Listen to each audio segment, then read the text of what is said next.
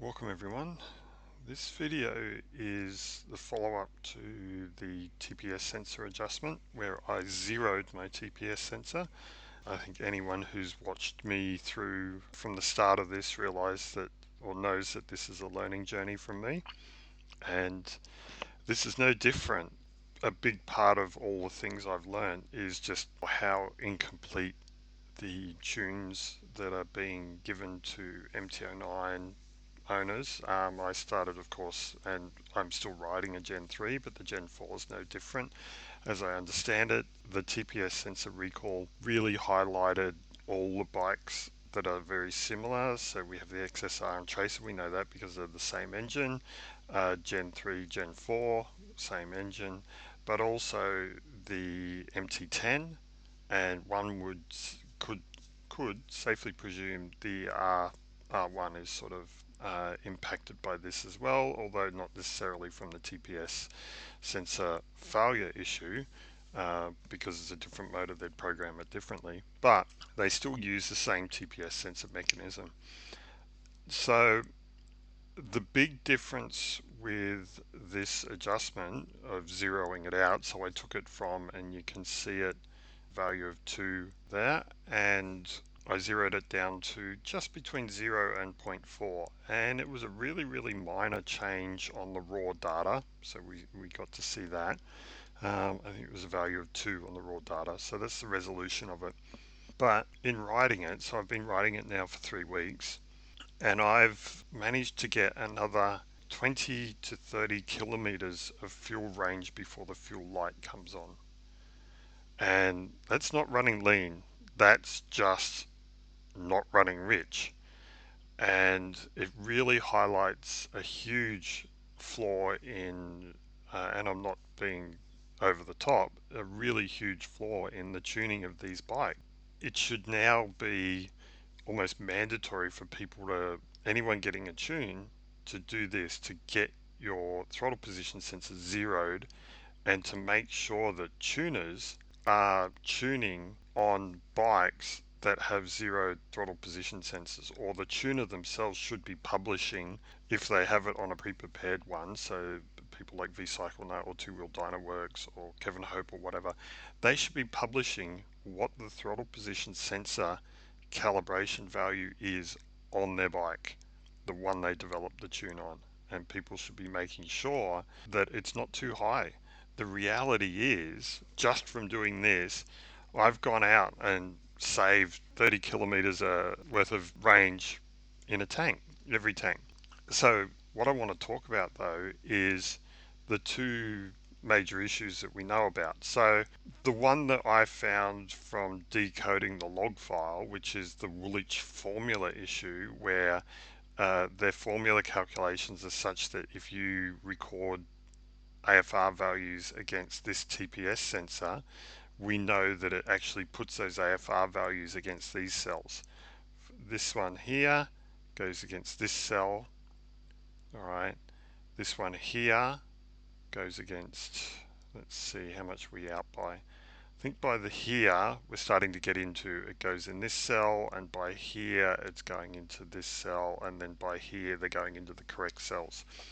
But the problem is that if we have a look at that, we're talking 2% here.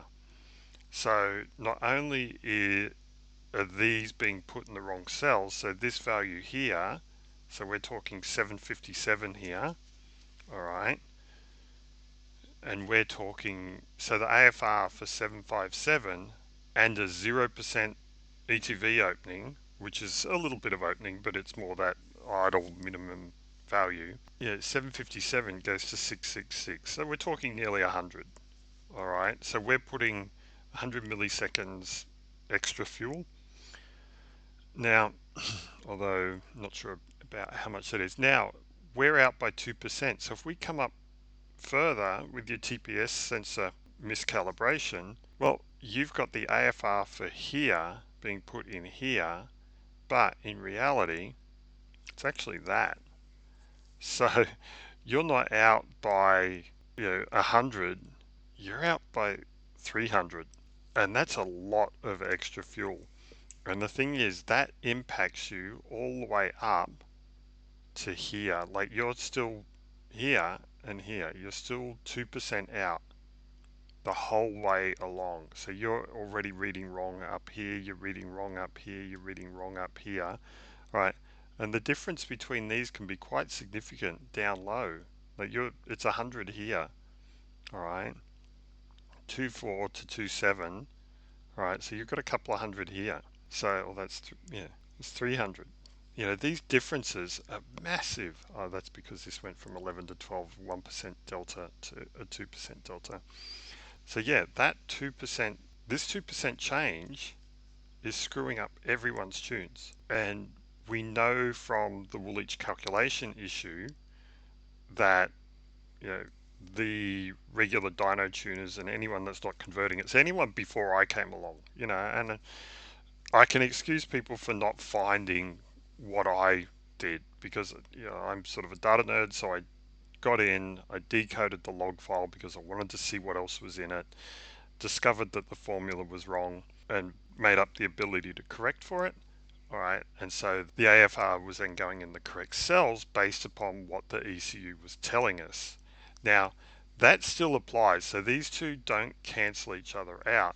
So one is the AFR adjustments, and that will still give you a very good map. The problem you have is that this TPS offset here means that when the bike, even though you may have correctly tuned the right cells, so you've done the formula correction, right? And so instead of the data for here going into this one, it's now actually being mapped against this. The problem you have is when you go to actually ride the bike's reading from here. And that's the kicker. So if you don't have your TPS sensor calibrated, you're actually reading from higher in the maps. Yes, it does compound, but they are at two sides of the coin. So one is a tuning issue, you're tuning the wrong cell. The other one is when you go back out and ride it, you're reading from higher up. There's no excuse for the tuners not having picked this up. These guys work on these bikes day in, day out. They should have found it by now. The fact that I'm coming along and finding this thing, this TPS calibration issue, and that Yamaha have screwed it up, and Yamaha are using effectively this 16.5, all right, the TPB when they should be using the TPR. That's crazy, and it's crazy that none of the tuners have picked it up. They should know about it. So that's the thing. It's like I would say to people, get that fixed. Even if you're not tuned, get your throttle position sensor adjusted to zero, that 0 and 0.4 that I did on that previous video. The reality is on a non-tuned bike that's using the O2 sensor corrections and whatnot, it's not going to make a difference. The bike can adjust for that. All right, it'll sort of realize that it's overfueled to a degree, all right, and it will adjust the fueling, but it only adjusts the fueling.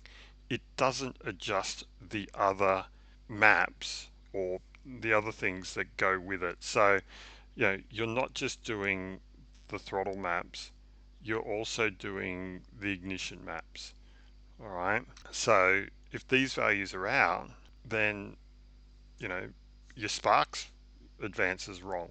Yeah, that's kind of crazy. What other ones have we got? We've got, so even your throttle stuff is out. Let's see, yeah, electronic throttle valve. So, or maybe that's a cheat hack, you know, if you're reading 2% higher, then you're not doing this one, you're doing this one. So, and that's also going to make your throttle really choppy. You know, if you go from giving it a little bit and suddenly it's jumping, actually, I could probably take that back. So yeah, even your throttle position values are going to be out. You're never quite going to be down where it's intended to be. You're always going to be that 2% out. So, you know, you're going to be reading, instead of 2.3, you're basically going to be reading this value. So this is the difference here. All right.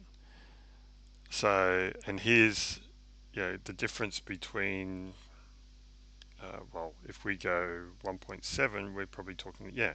So we're talking the difference between these two. So that's quite a significant difference, all right, that you are operating the throttle at. So everything, and that is going to make it jerky because the bike's going to be wanting to jump between throttle on, even though you're at low throttle openings, and closed, so getting down into the zero thing. So yeah, this is crazy that the tuners and even the well, I could expect the Yamaha mechanics, they've got to go by the book, but you think a tuner would have figured out how to actually make these bikes perform better, and that one of the most critical aspects of it has just been ignored by the community.